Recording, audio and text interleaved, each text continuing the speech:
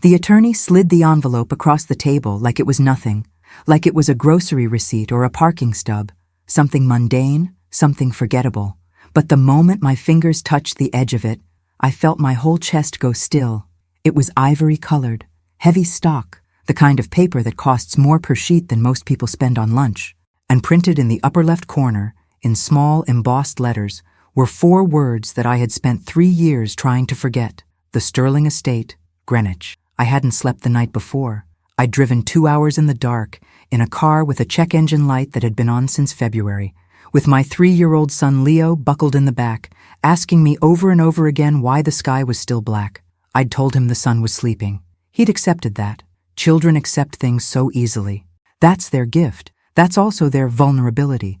And now I was sitting in a conference room that smelled of old wood and expensive coffee, staring at an envelope that my grandfather had addressed to me, personally, 8 months before he died, before anyone knew he was sick, before any of them had time to prepare.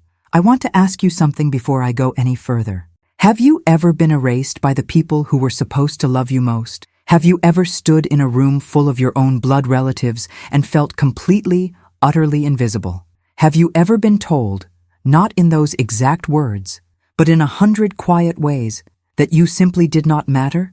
Because that's what the thorn side of my family did to me for 26 years. And what I'm about to tell you is the story of what happened when my grandfather Harrison Sterling decided, from beyond the grave, to finally give me my name back. And if you think you know where this story is going, I promise you, you don't. If you're enjoying this story, hit that subscribe button, drop a like, and tell me where you're watching from.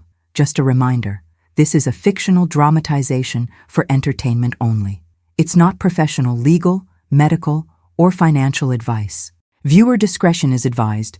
Enjoy the rest of the video. Let me take you back to the beginning, not the dramatic beginning, not the courtroom, not the reading of the will, not the look on Alistair Thorne's face when he finally understood that he had lost. Let me take you back to a Sunday afternoon in September, about 30 years ago, when I was maybe 5 years old, sitting on the back lawn of the Sterling estate in a yellow dress my mother had ironed that morning. The grass was still green in September there. It always was, because they had people to take care of it. Men who came on Tuesday mornings in quiet trucks and did things to the soil that kept it looking like something out of a magazine. 20 acres of it. Rolling lawn that sloped down toward a small pond. Old elm trees that had been there since before the Revolutionary War. A stone garden wall along the east side that my grandmother Helen used to walk along every morning with her coffee. I remember that afternoon because of the cake. It was my cousin Preston's birthday. Preston was 6, the eldest son of my Uncle Alistair, and everything about that day was arranged around him. The tent on the lawn, the string quartet someone had hired, the 3-tiered chocolate cake with his name written in gold icing. Preston. Even his name felt expensive. I had a piece of cake on a china plate, sitting in the grass a little apart from the other children, because I had been told, gently, by a woman named Mrs. Holbrook who served as a kind of household manager, that I should give Preston room to be the center. I remember not understanding that. I remember thinking, there's 20 acres of lawn. Isn't there room for both of us? My mother, Diane Sterling, was Harrison's only daughter. She'd married a man named Thomas Briggs when she was 22, a schoolteacher from Bridgeport, and Harrison had never quite forgiven her for it. Not because Thomas was a bad man. He wasn't. He was warm and funny, and he called my mother Di in a way that made her laugh even when she didn't want to. But he was not what Harrison had envisioned, and more importantly, he was not what Alistair Thorne, Harrison's son-in-law from his other daughter, my Aunt Vivian, was. Alistair had married into the family from money. His own money. The Thorne family had banking interests going back 4 generations, and when he married Vivian Sterling, it was understood by everyone in certain Connecticut circles that the 2 fortunes had been joined in something almost like a corporate merger. Harrison respected Alistair the way a man respects a good investment. Thomas Briggs he merely tolerated. And their children, Preston and his younger sister Cecily, were treated accordingly. Preston had a bedroom on the 2nd floor of the main house, overlooking the garden. I slept in the guest cottage when we visited, which was technically charming, but which everyone understood to mean something. You don't put the important guests in the cottage. There's one more thing I want to tell you about that September afternoon. After the cake, After the presents, after Preston had torn through ribbons and cardboard with the focused intensity of a child who has always been given exactly what he wants, my grandfather Harrison came and sat beside me in the grass. He was a tall man, silver-haired, with a way of folding himself down to your level that felt deliberate and respectful, like he was saying, "You matter enough for me to get low." He handed me a small wrapped box. Not Preston's birthday, mine. It wasn't my birthday for another 2 months. For no reason, he said. I saw it, and I thought of you. It was a small gold compass, antique, the kind with a glass face and a needle that trembled before it found north. Every time you feel lost, he said, you look at this, and you remember that north is always there. It doesn't care if anyone believes in it. I didn't understand what he meant. I was 5. But I kept that compass for 26 years. I kept it through things that would have made most people throw it away. And now I want to ask you, why would a grandfather give a secret gift like that? What did Harrison Sterling already know in September about what his family was capable of? Let me fast forward about 20 years, because the middle part of the story, the growing up, the trying, the slowly learning that no matter how hard I worked, I would never quite be enough in that family's eyes. That part is long and complicated, and honestly, it would take its own video. What I'll tell you is this. My mother died when I was 17. Car accident on a wet road in November. And with her went the last person in the Sterling family orbit who had ever made me feel unconditionally wanted. My father Thomas was devastated. He and I grew closer after that, 2 people clinging to each other in a small house in Bridgeport, while the Sterling estate continued its life 20 miles away, largely unchanged. I put myself through college. I worked 2 jobs. I studied finance, not because I loved it, but because I had watched my father struggle his whole life with things that Harrison's world made look simple, and I wanted to understand the machinery. I wanted to know how money worked, how inheritance worked, how old families stayed powerful. I graduated. I got a job at a mid-size investment firm in Hartford. I was good at it. Not spectacular. I wasn't trying to be spectacular. I was trying to be stable, which is what happens when you grow up the way I did. And then I made a mistake, or at least that's what everyone called it. His name was Daniel. He was charming and well-dressed, and he came from exactly the kind of family that Alistair Thorne would have approved of, which I think was part of the problem. I was 24, and I wanted, more than I had ever admitted to myself, to be chosen by someone who would make me look like I belonged. I think that's a painful thing to write, but it's true. We dated for 2 years. When I found out I was pregnant, he was kind about it at first. Then he was less kind. Then he was absent. By the time Leo was born, Daniel was in another city with a woman who didn't complicate his life. I was 26, alone, with a newborn son, a reasonable job, a small apartment, and a family that had never really claimed me. And then the phone rang. I remember it was 3 weeks after Leo was born. I was sitting in a rocking chair in the dark at 2 a.m, nursing him with that particular exhaustion that new mothers know, the kind where you are too tired to sleep, where your body has stopped feeling like your own. My phone lit up on the table beside me. It was Alistair Thorne. He didn't call often. Alistair was not a phone person. He was an office person, someone who communicated through assistants and formal letters and the occasional invitation written on cardstock so heavy it could have been used as a weapon. So when I saw his name on my screen at 2 a.m, my first thought was that something had happened to Harrison. My grandfather was in his early 80s by then. Not frail, exactly. Harrison Sterling had the constitution of someone who had never once doubted his own right to take up space in the world, but older, quieter. I visited when I could. Not often enough. I knew that. "Brianna," Alistair said when I answered.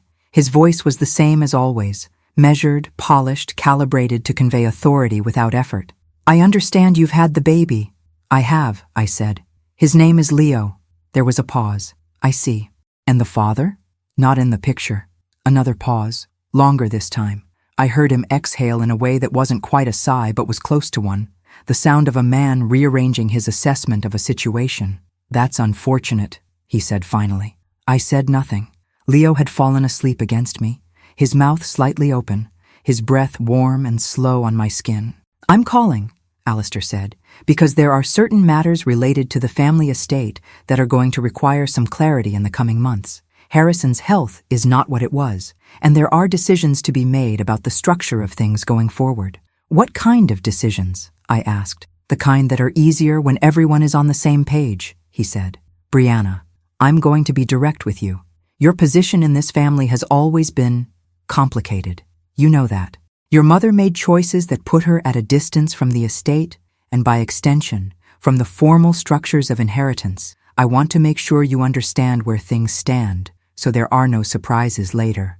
I felt something cold move through me. Leo stirred, and I pressed him closer. Are you telling me I'm being cut out? I'm telling you, he said very carefully, that your grandfather's estate is complex and that the primary beneficiaries have been established for many years. I'm simply suggesting that if you were to make certain decisions about your own situation, living arrangements, the child, perhaps relocating, it might be wise to do so independently, rather than in anticipation of anything from the estate. I understood exactly what he was saying. Don't count on us. Don't come here, don't ask for anything. The baby, he added after a moment, complicates the family optics. I'm sure you understand. I didn't answer that. There are things that are said to you that you simply have to absorb and file away, because answering them in the moment would cost you more than silence. I thanked him for calling. I hung up. I sat in the dark with my sleeping son, and I let myself feel the full weight of what had just happened.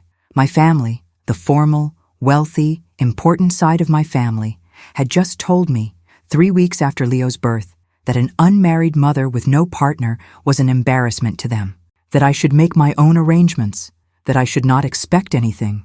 And I want to ask you, what would you do with that? What do you do when the people who are supposed to be your foundation make it clear they would rather not know you exist? I'll tell you what I did. I went quiet. And going quiet is not the same as giving up, though I think they assumed it was. For the next 3 years, I built something. Slowly, carefully, the way you build anything when you have no safety net. One brick at a time, never taking your eyes off the ground. I kept my job at the investment firm, and I got better at it because I had no other choice. My father helped with Leo when he could.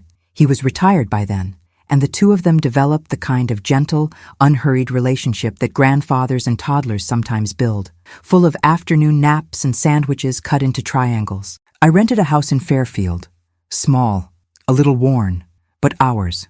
I heard almost nothing from the Sterling Thorne family during those 3 years. A Christmas card once, signed by Vivian in handwriting so perfect it looked like a font. A brief email from Preston, who was by then running some part of his father's banking enterprise, asking if I had any of grandfather's personal effects that might belong to the estate, as if I were a storage unit, as if I were a loose end. I didn't respond to Preston. What I did do, quietly, consistently, was visit my grandfather, not at the estate. Alistair had made it clear that my showing up there would not be welcome, and I had enough self-respect not to show up somewhere I wasn't wanted, especially with a child in tow. But Harrison and I had our own arrangement. He had a driver named Eugene who had worked for him for 30 years, and Eugene would sometimes call me on a Thursday afternoon and say, "Mr. Sterling's at the diner on Post Road if you happen to be in the neighborhood." And I would happen to be in the neighborhood. We'd sit in a corner booth, and Harrison would order coffee he barely touched and oatmeal he ate exactly half of, and he would ask me everything. About Leo, about work, about what I was reading, about how I was sleeping. He'd ask me things that no one else in my life asked because he was genuinely curious about the answer. He'd hold Leo on his knee and talk to him with complete seriousness, as though Leo's observations about trucks and dogs were philosophically interesting, which honestly, they were. He never spoke about Alistair. He never spoke about the estate, or the inheritance, or any of the structures that Alistair had implied were already settled. And I never asked. There was something between my grandfather and me that felt separate from all of that. Older, cleaner, more honest. I wasn't going to pollute it with questions about money. But there was one Thursday, about 8 months before he died, when Harrison reached into the inside pocket of his jacket and produced an envelope, ivory-colored, heavy stock. He slid it across the table and held it there with 2 fingers, looking at me over the rim of his coffee cup. "This is for you," he said. "Don't open it now. Don't tell anyone I gave it to you. Just keep it somewhere safe." "Grandpa!" "Somewhere very safe," he said. "You'll know when to open it." He put his hand briefly over mine. His hands were large and cool and steady, the hands of a man who had never shaken easily. "You're the one I trust," he said. You've always been the one I trust. I just took too long to say it clearly enough. The foreshadowing of what was inside that envelope, I couldn't have known it then. It looked like a letter. It felt like a letter. But it was the most consequential document I had ever held in my hands. I put it in the cedar box where I kept my compass. And then I waited. Harrison died on a Tuesday in March. Eugene called me. Not Alistair, not Preston, not Vivian. Eugene. His voice was quiet, and he just said, "Mr. Sterling passed this morning. Peaceful, in his own bed." Then he said, "He wanted me to call you first." I sat down on the kitchen floor. Leo was at daycare.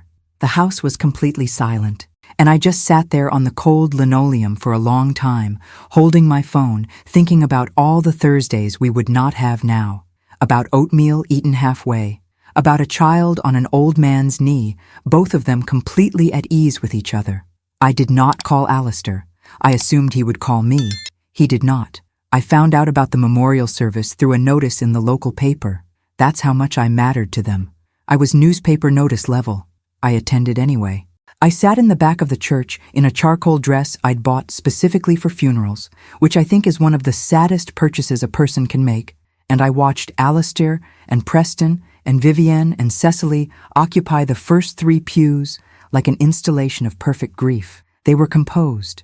They were appropriately emotional in the precisely calibrated way that old money families learn to be emotional in public. Vivian dabbed her eyes with a handkerchief. Preston gave the eulogy in his father's voice, measured, polished, full of references to legacy and stewardship and the enduring values of the Sterling family. Not once did any of them look back at me. At the reception, which was held at the estate, I was not given directions, but I had been there enough times as a child that I knew the way. I stood near the edge of the garden, holding a cup of tea I didn't drink, watching people who had known my grandfather in professional contexts shake hands with people who had known him in social ones. I watched Alistair move through the room like a host at a party he'd been planning for years, which, I later understood, was exactly what it was. He found me near the stone wall at the east edge of the garden. He was wearing a dark suit, and his silver hair was perfect, and he looked at me with an expression I can only describe as businesslike condolence, the face of a man who has rehearsed sympathy without ever actually feeling it. "Brianna," he said, "I'm glad you could make it." He did not ask about Leo. He did not say he was sorry for my loss. He said, "You should know that the estate is proceeding into probate. There will be a formal reading of the will in approximately 30 days. I'll have my attorney's office reach out to you with details." 30 days. That was the first clock, though I didn't know it yet as a clock. I thought it was just a timeline. I was wrong. Everything after that moment was moving towards something, and 30 days was the distance. "Thank you," I said, because I didn't know what else to say. He nodded once, like I'd confirmed something for him, and walked away. I finished my tea. I looked at the garden. The stone wall, the elm trees, the pond glittering in the March light. I thought about a 5-year-old girl in a yellow dress eating cake alone in the grass. I thought about a compass. I thought about what north always being there means when you don't know which direction you're facing. Then I went home to my son. The attorney's letter arrived 12 days later. It was from a firm called Whitmore and Associates, which was Alistair's firm, and it was addressed to me with the kind of formal precision that legal correspondence always has, the kind that uses your full name and your full address and makes you feel, somehow, like a defendant. It outlined the basics. Harrison Sterling's estate was entering probate. A will had been filed with the county clerk. The primary beneficiaries were Alistair Thorne, acting as executor, along with Preston Thorne and Cecily Thorne Whitfield, as named heirs. The Sterling estate, the land, the house, the investment portfolios, the trusts, was to be managed in accordance with the terms of the will as filed. I was listed, at the very bottom, as a potential secondary interested party pending review. Secondary interested party. That phrase sat in my chest like a stone. It wasn't a denial, exactly. It was something more infuriating than a denial. It was a dismissal. I was an asterisk. I was a footnote. I was something to be reviewed and then set aside. I called a woman named Ruth Calloway that afternoon. Ruth was an estate attorney I had met through work. Not a fancy firm, not the kind with mahogany paneling and a view of the harbor. Ruth worked out of an office above a dry cleaner in Bridgeport, and she had a habit of removing her reading glasses when she was about to say something important, which she did about 40 times in every conversation. But she was sharp in a way that expensive lawyers often aren't. She was genuinely interested in being right, not in being impressive. I read her the letter. She was quiet for a moment. Then she removed her glasses. I could hear it somehow in the shift in her voice. And she said, "Do you have any documentation of your relationship with Harrison Sterling? Communications, gifts, anything in writing?" "He gave me an envelope about 8 months ago," I said. "I've never opened it."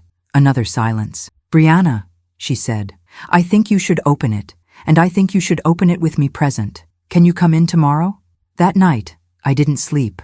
I sat in the kitchen after Leo went to bed, and I looked at the cedar box on the shelf for a long time. I thought about what Harrison had said. "You'll know when to open it." Was this the moment? Was this what he'd meant? My hands were shaking slightly when I finally lifted the lid. The compass was there, its needle trembling, and underneath it, the envelope. I didn't open it. Not yet. I put the compass in my coat pocket and I closed the box. In the morning, I drove to Ruth's office with the envelope unopened in my bag, and I sat across from her at a desk covered in organized chaos. Case files, sticky notes, 3 different coffee cups at various stages of empty. And I handed it to her. She took her glasses off. She put them back on to open the envelope. She read for a long time. I watched her face, which is a thing I've learned to do in moments of uncertainty. Watch faces, not words, because faces tell you the true version. And Ruth's face, as she read, went through a sequence I will never forget. Surprise, then careful neutrality, then something I can only describe as the expression of someone who has just watched a chess player make an unexpected move from beyond the grave. She set the pages down. She took her glasses off. She looked at me. "Brianna," she said, "when did your grandfather give you this?" "About 8 months before he died." She nodded slowly. "And you've never told anyone you had it?" "No one." She picked up one of the pages again, looked at it, set it down. "This is a handwritten letter from Harrison Sterling, signed and dated, with a notary stamp from a firm in New Haven that is not Whitmore and Associates. In this letter, he describes his intentions for his estate, and there is something else attached." She slid a stapled document across the desk. "This is a codicil, a legal amendment to his will. Filed, and this is the important part, filed with a different county clerk's office than the one Alistair used. Filed 14 months ago." I stared at her. "What does the codicil say?" She looked at me over the rim of her glasses. "It names you, Brianna Catherine Briggs Sterling, as co-primary beneficiary of the Sterling estate, equal share with the trust that was already established. It also establishes a specific bequest, a protected trust for your son Leo, funded directly from the liquid assets of the estate, which Harrison calculated at the time of signing to be approximately—" She paused, as if measuring the word she was about to say. "Substantial." The room was very quiet. From somewhere below us, I could hear the faint mechanical sound of dry cleaning equipment. "Alistair doesn't know about this," I said. It wasn't a question. "Based on the filing location and the attorney who witnessed it, no," she said. "He used a different notary, a different office, and the codicil was filed with the county clerk in Fairfield, not Greenwich." She paused. "Your grandfather was very careful and very quiet about it." I put my hand in my coat pocket. The compass was there, the needle trembling, always looking for north. What happened next was a kind of silence before a storm, the false calm that I think Harrison had anticipated, which is why he had been so precise. I say false calm because from the outside, the 30 days following the letter from Whitmore and Associates looked like nothing. Probate paperwork, legal formalities, the kind of process that most people find deeply boring and which, in this case, Alistair was counting on being routine. Ruth filed a formal notice of contest on my behalf, citing the codicil. We did it quietly, through the correct channels, without any announcement. We were not trying to cause a scene. We were trying to create a record. I heard from Alistair before his attorney called Ruth. He called me on a Wednesday evening while I was giving Leo a bath. I had my phone on the counter, and when his name appeared on the screen, I felt something steady come over me.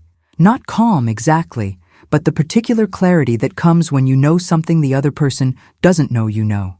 Leo was splashing. There was a rubber duck involved. I picked up the phone with a wet hand. "Brianna," he said. His voice was different this time, There was an edge in it that he was working very hard to keep out. I understand you've retained an attorney. I have, I said. I think that's premature, he said. I think we should have a conversation before this becomes something formal and uncomfortable for everyone. Uncomfortable for everyone. What he meant was uncomfortable for him. I'm open to a conversation, I said. He suggested lunch, his club in Greenwich, the following Friday. I almost laughed. His club, his territory, his rules. But I said yes. Because sometimes you let people believe they're in control of the geography while you're actually in control of the information. My grandfather had taught me that, actually. Not in words, but in practice, in the way he'd navigated decades of Alistair's management of the family's social world while quietly maintaining his own relationships, his own records, his own plan. The closing is Friday, I thought, and by closing, I meant this lunch. His last opportunity to manage this situation before it became unmanageable. I brought Ruth's summary notes. I didn't bring the codicil itself. I ordered a salad I didn't eat, and I listened to Alistair explain, with exquisite politeness, that Harrison's estate was very clear in its structure, that the will as filed represented his grandfather's wishes, that my role as a secondary party was more of a formality than anything else, and that pursuing legal action would be costly, emotionally draining, and ultimately futile. I want to be honest with you, he said, in a tone that made it clear he was about to be anything but. The family, Preston, Cecily, Vivian, they're concerned, not about the legal question, because the legal question is settled. They're concerned about you, about your well-being. You've been through a difficult few years, a new baby, no partner, a demanding job. The last thing any of us wants is for you to put yourself through an adversarial process that's going to cost you money and peace of mind, and at the end of which you'll receive exactly what was always intended. I want you to notice what he did there. He wrapped a threat in concern. He dressed up, "You will lose," as "we are worried about you." It was masterful, actually. I could see how he'd spent 40 years in banking. He was very good at making the terms of a transaction sound like an act of generosity. I put my hands flat on the table. I kept my voice even. "Alistair," I said, "I appreciate your concern. I do. And I want to be honest with you in return. I have some documentation related to grandfather's estate that I think your team may not have reviewed. I've asked my attorney to submit it formally through the probate process." I paused. "I just wanted you to hear it from me first." Something shifted in his face. Not much. He was too controlled for anything dramatic. But something moved behind his eyes. "What kind of documentation?" he said. "The kind that grandfather prepared," I said. "Carefully." He picked up his water glass and took a slow sip, and I watched him recalculate. That's the only word for it. I watched him take the thing he'd believed was a settled equation and begin, reluctantly, to factor in an unknown variable. He set the glass down. "I'd like to see whatever you're referring to," he said. "Your attorney and my attorney can arrange that," I said. "I think that's the right process." I left the club before dessert.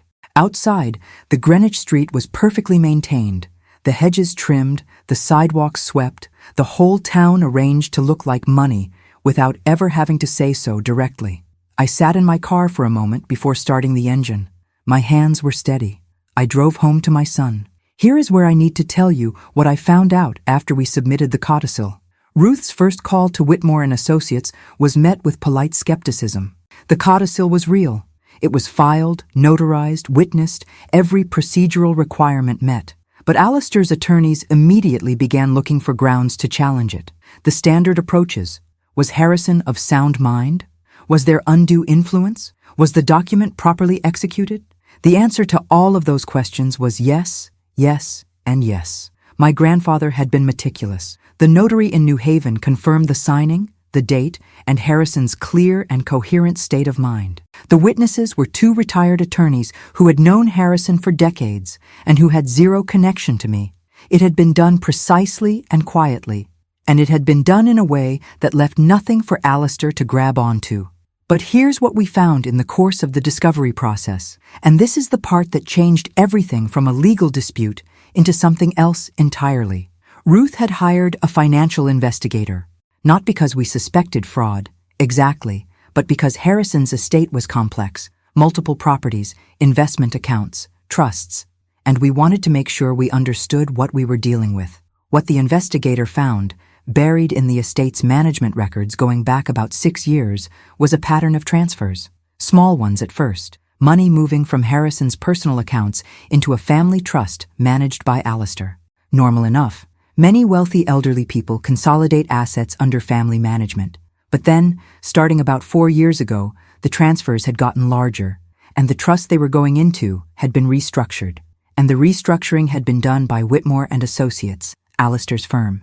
And the restructuring had very specifically, very carefully, resulted in the exclusion of any beneficiaries who were not named Thorne, not Sterling, Thorne.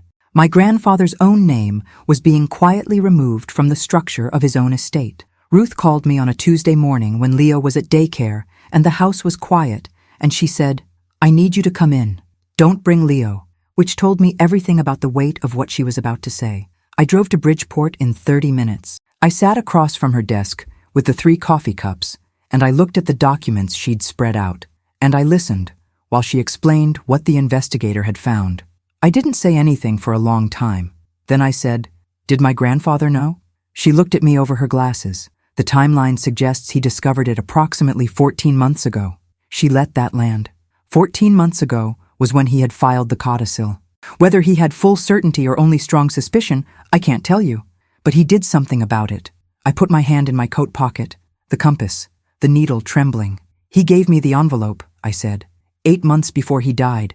He said, "You'll know when to open it." He was protecting the evidence. "He was also protecting you," Ruth said quietly. "He kept you out of it until the right moment. He didn't want you involved while he was alive because he knew Alistair would use it against you, would use it as a reason to cut you out completely, permanently. He waited until the moment when the law would have to listen." I thought about the Thursday afternoons at the diner on Post Road, the coffee barely touched, the oatmeal half-eaten, the way he'd asked me everything and told me almost nothing about what was happening behind the walls of the estate. He'd been protecting me then, and he'd been building a case. He'd known. He'd known what his son-in-law was doing, and he'd known that the only person in the family he could trust with the truth was the one they'd all decided didn't matter, the one in the cottage, the one who ate cake alone in the grass. The hearing was in 2 weeks. That was the clock I was living by now. I want to tell you about one more thing that happened in those 2 weeks, because it's the part of the story that doesn't fit neatly into the legal narrative. It's the human part, the part that still costs me something when I think about it. Cecily called me. I hadn't spoken to Cecily, Preston's younger sister, Alistair's daughter, in probably 4 years. We weren't close exactly, but we'd always had a kind of careful, slightly uncomfortable warmth with each other, the way cousins do when they know the family dynamics make closeness complicated. She was gentler than her brother, less sculpted. She had a habit of looking away when her father said something she disagreed with, which I'd always found quietly brave. She called on a Sunday afternoon. I could hear her kids in the background. She had 2 of them, a boy and a girl, both young. There was the sound of a TV and someone asking for a snack, and Cecily saying, "Just give me a minute, please," in the distracted, slightly desperate voice of a mother of small children that I recognized immediately. "Brianna," she said, "I need to tell you something, and I need you to understand that I'm in a difficult position here." "I understand," I said. "My father has been very—" She paused. I heard a deep breath. "He's been directing the family's response to this. All of it. Preston and I haven't really had input. I just want you to know that personally, I don't feel the way he does. About you. About any of this." "Thank you, Cecily," I said. And I meant it. "There's something else," she said. "I found something. In the estate records. Something I don't think anyone else has noticed yet. It's about a property. A lake house in Vermont. It was in grandfather's name alone, not in the trust. And it's not listed in the probate filing." My heart went very still. "Cecily, I'm not doing this to cause trouble," she said quickly. I think it's wrong, what's being done, to you, and I think grandfather would want the full picture to be out there." A pause. "I'll email you the parcel number. Do what you need to do with it." She hung up before I could say anything else. I sat with my phone in my hand in the quiet house. This was the guilt line I've been carrying. In a way, not guilt exactly, but the weight of knowing that someone on the other side of this conflict had done a brave thing at real personal cost to herself. Cecily had risked her relationship with her father, and possibly her inheritance, to give me information she didn't have to give me. People are complicated. Families are complicated. The good and the bad are not always in separate rooms. I called Ruth. I read her the parcel number. She was quiet for a moment, and then I heard the sound of fast typing, and then she said, Vermont property, lake house, approximately 4 acres, title held solely in Harrison Sterling's name, not included in the probate filing. Is that legal? I asked. It is if it was an oversight, she said. But combined with everything else we've found, it does not look like an oversight. A pause. Brianna, this changes the scope of what we're dealing with. We need to move quickly. Moving day was Monday, in a sense, because Monday was the day Ruth filed the expanded contest, citing not just the codicil, but the incomplete probate filing, the pattern of financial transfers, and the undisclosed Vermont property. All of it. Everything we had. And then we waited.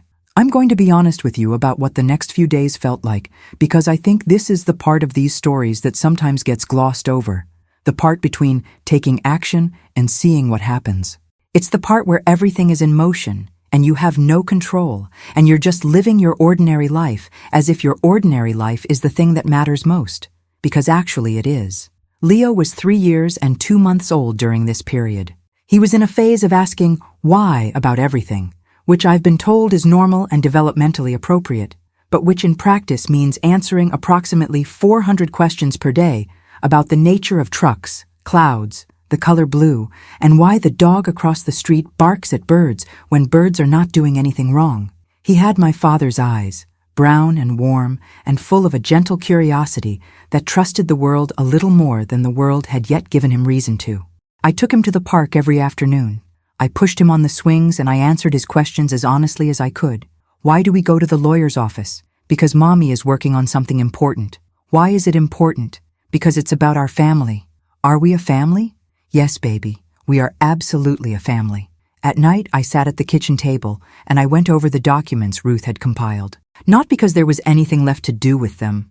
The filings were filed, the clock was running, but because looking at them helped me feel less like a passenger. There were bank records going back 6 years, each transfer highlighted in yellow. There were property records. There was a letter from Harrison's personal physician confirming his mental acuity at the time the codicil was signed. There was Cecily's email with the parcel number, which I had printed and added to the file. There was my grandfather's handwritten letter, which I had read so many times by then that I had pieces of it memorized. He wrote in a formal but warm way, sentences that had the shape of someone who had grown up writing letters rather than emails. He wrote about my mother. He wrote about the compass. He wrote, I am sorry it took me this long to put in writing what I have always known in my heart, that you are the one who carries the best of what the Sterlings were supposed to be.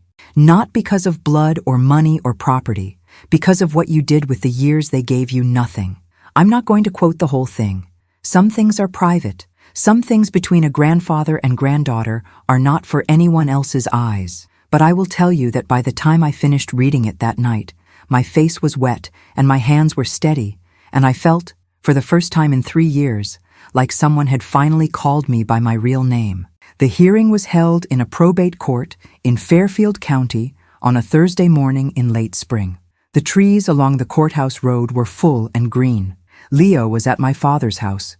Dad had driven up from Bridgeport the night before and was sleeping on my couch so he could be there when Leo woke up. He'd hugged me in the hallway at midnight and said, in the particular way he had of saying important things quietly, your grandfather knew what he was doing, Di.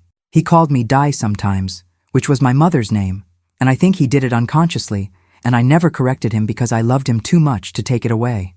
Ruth met me on the courthouse steps. She was carrying a rolling briefcase and had on her best gray suit, which I knew was her best gray suit because she'd told me it was the suit she wore when she was serious. She looked me over once and said, You look good. You look like someone who knows they're right. I am someone who knows they're right, I said. Good, she said. Hold on to that. Alistair arrived with 2 attorneys from Whitmore and Associates and Preston at his side. Preston, who had given the eulogy in his father's voice. Preston, who had sent me that email asking about personal effects. He was dressed in the way that very wealthy people dress to convey seriousness. Dark suit, dark tie, perfectly maintained. He didn't look at me. Alistair looked at me. He looked at me the way he had in the garden at the memorial reception. That businesslike assessment. But there was something different in it now. He had read our filings. He knew we had the codicil. He knew we had the transfer records. He knew we had the Vermont property. And he was working very hard not to show me that he knew these things were a problem. I gave him a small nod, just acknowledgement. Not warmth, not aggression. Just, I see you. I know you see me. He looked away first. The hearing itself took most of the morning. I won't walk you through every legal detail.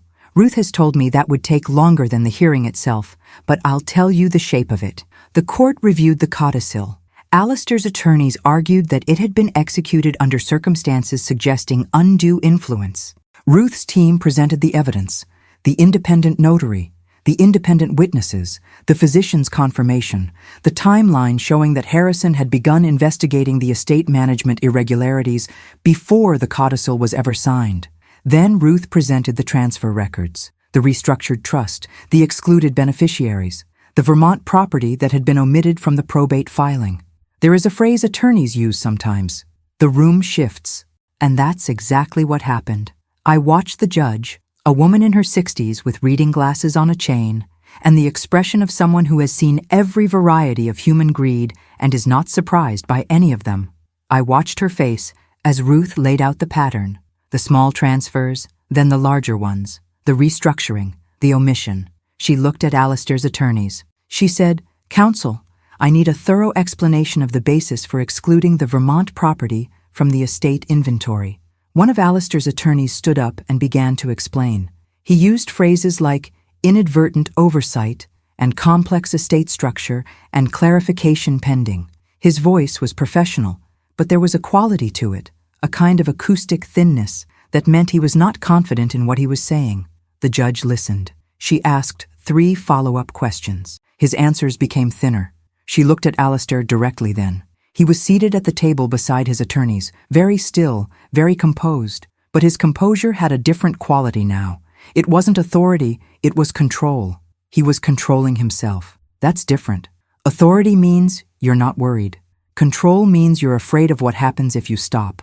The judge said, quietly but clearly, "This court finds the codicil to be valid and properly executed. The estate will be distributed in accordance with its terms." She paused. Additionally, this court is ordering a full audit of the estate's financial management records for the past 8 years to be conducted by an independent CPA appointed by this court. The omission of the Vermont property will be addressed as a separate matter.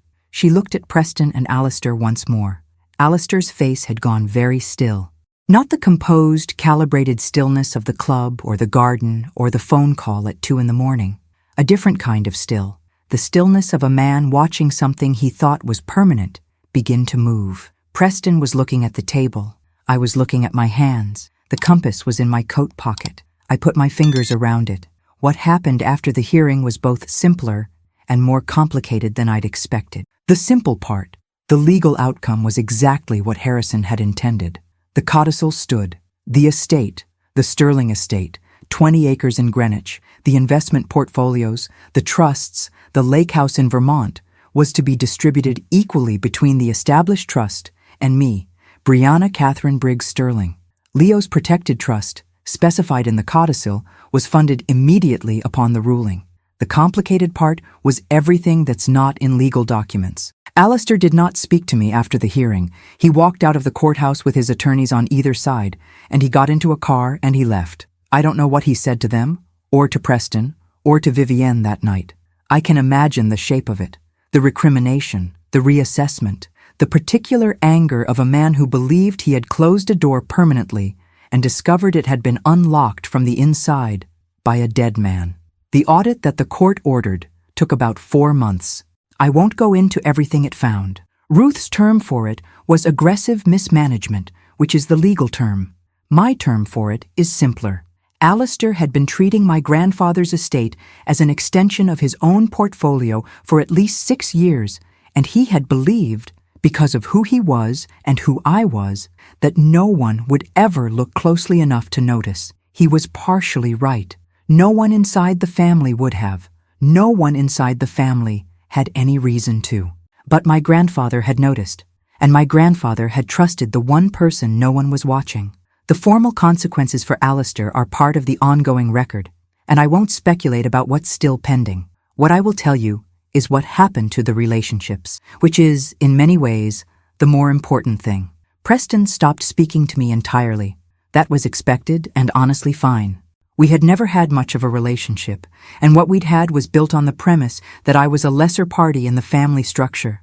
Without that premise, there wasn't much left. Vivian sent me a letter. It was handwritten, 3 pages, and it was the most honest thing she had ever said to me. It was also, I think, the most honest thing she had ever said to herself. She wrote about my mother, about the years she'd watched Diane Sterling marginalized in her own family and had said nothing because it was easier not to. She wrote about the choices she'd made by marrying Alistair and what those choices had cost her in terms of what she knew was right. It was not an apology exactly. It was more of an accounting, a reckoning, the kind of letter someone writes when they've finally decided to stop managing their own guilt and just live with it. I wrote back. I kept it short. I said, I understand. I said, I'm not holding the past against you. I said, if you want to know your great-nephew, he likes trucks and dogs and asks why about everything, and I think he'd enjoy meeting you. She came to visit in June.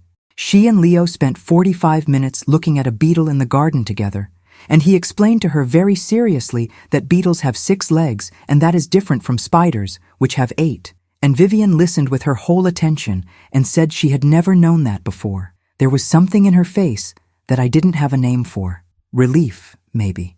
Or the beginning of it. Cecily and I text now. Not constantly, but regularly. Her kids and Leo have met a few times. There's something careful in it still. The way it is when people come from the same place but had very different experiences of it. But there's also something real. She did something brave. I don't forget that. I want to tell you about the first time I went back to the Sterling estate. It was a Saturday in August, 4 months after the hearing. The legal work was still ongoing. Audits, filings, the slow machinery of estate administration. But my claim to the property had been established, and I had the right to be there. Ruth had suggested I might want to familiarize yourself with the asset, which was her extremely formal way of saying, go look at your grandfather's house. I drove out on a Saturday morning when the light was early and low and gold. I had Leo in the car seat, and he was in that particular car seat mood of wanting to know exactly where we were going and exactly how long it would take and exactly what we would see when we got there. I told him we were going to a big house that belonged to our family. He asked if it had a pond. I said yes. He said he wanted to see frogs. We came through the iron gates, and they were open, because the estate manager had been notified of our visit, and drove up the long gravel drive between the elm trees. The house came into view in the way it always had, gradually, then all at once, the way important things tend to arrive. I parked and we got out. Leo immediately ran toward the lawn, his arms out for balance, his sneakers going dark with dew. I stood by the car for a moment. I looked at the stone wall along the east edge of the garden. I looked at the pond glittering at the bottom of the slope. I looked at the elm trees that had been there since before the Revolutionary War. 20 acres, named the Sterling Estate. My grandfather's last name was Sterling. My mother's maiden name was Sterling. My middle name is Catherine, which was my grandmother Helen's name. I am Brianna Catherine Briggs Sterling, and this ground belongs to me. I took the compass out of my pocket. The needle trembled, looking for north. I held it in my palm and looked at it for a moment. Then I closed my fingers around it and put it back. Leo had found the pond.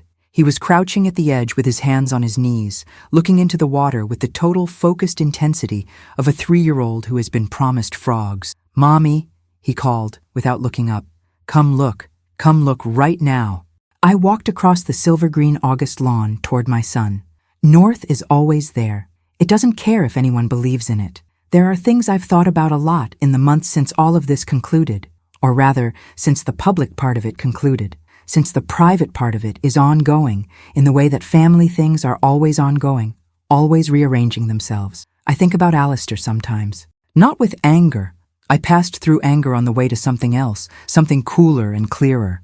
I think about him the way you think about weather patterns. He was a force that moved in a certain direction because of his nature. He believed that families were hierarchies, and that hierarchies were legitimate, and that money was the truest expression of value. He believed I was not valuable. He believed that completely, without malice. or at least without the malice that would have required him to know it was wrong. That's the most unsettling thing about people like Alistair. They don't know they're doing harm, because in their accounting system, the people they harm don't fully register. I think about my grandfather. I think about the years he spent watching this happen, watching Alistair manage him, watching the family structure tighten around the Thorns and away from the Sterlings, watching his daughter Diane be diminished and then lose her life, watching her daughter sit alone in the grass at Preston's birthday party. He had not been perfect. He had let too much go on too long. He had told himself, I think, that the family could manage itself, that these were social matters and not moral ones, and that belief had cost us both years we couldn't recover. But he corrected it. At 83, with failing health, he had hired a different attorney, filed with a different clerk's office, sent me to a different diner, and built a quiet, careful, airtight case for justice from beyond a mahogany desk. There's something in that I find genuinely admirable.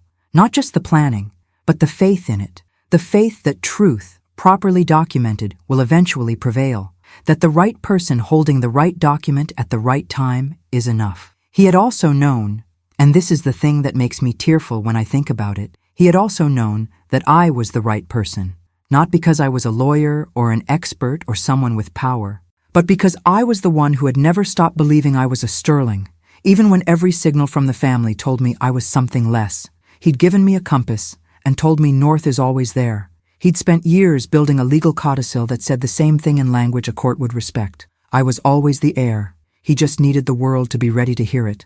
Leo is 3.5 now. He has a toddler bed with a blue duvet and a shelf of picture books that he insists on rearranging periodically according to a logic that is invisible to everyone but him. He tells me things with great seriousness about the worms he found in the garden, about a dream he had in which we had a yellow dog, about a boy at daycare named Marcus, who is his best friend because Marcus also likes trucks. My father comes every Thursday now. We have lunch. Not at a diner on Post Road, though sometimes I think about that and I feel something warm and slightly aching, but at my kitchen table, which is larger now that we've moved, large enough for the two of us and a 3-year-old who has opinions about everything. Dad has the same laugh my mother had, the same one. Genetics is strange and beautiful. The Vermont lake house is cleaned up and livable. We went there in September for a week. Leo learned what a loon sounds like. He decided loons are his favorite bird, which I could have predicted, because loons are the kind of bird that is completely itself and doesn't make apologies about it. I still have the compass. I carry it everywhere. I take it out sometimes. In parking lots, in waiting rooms, in the kitchen at 2 a.m. when Leo is asleep, and the house is quiet, and I'm sitting with a cup of tea, and the particular silence of a life that is, finally, honestly, genuinely, mine. The needle always trembles before it settles. That's the nature of compasses. They don't find north in a straight line. They search, they waver, they find their way. I think that's true of people too. I think my grandfather knew that. I want to say one last thing to you before I go. If you've ever been the one eating cake alone in the grass, if you've ever been told in 100 quiet ways that you are an asterisk and not a headline, that your claim to love and belonging and fair treatment is secondary, pending review, I want you to hear this. The people who dismiss you are betting on you to accept their assessment. They're betting on you to internalize their version of events. They're betting on you to be so occupied with surviving, with the day-to-day, with the 2 jobs and the small apartment and the baby at 2 a.m, that you'll never find the energy to look up and ask, wait, is this actually true? Is this the real story? Or is this just the story they needed me to believe? Don't accept that bet. Document everything. Trust the right people. Believe the ones who show up consistently, quietly, over time, who give you a compass and sit with you in diners and ask about your life like the answer genuinely matters. They are usually the ones who see the whole picture. They are usually the ones who have been quietly building something for you. And keep going. Even when the family optics are bad, and the checking account is low, and the check engine light has been on since February. Keep going. North is always there. Thanks for watching until the end. If this story touched you, please subscribe and give this video a thumbs up.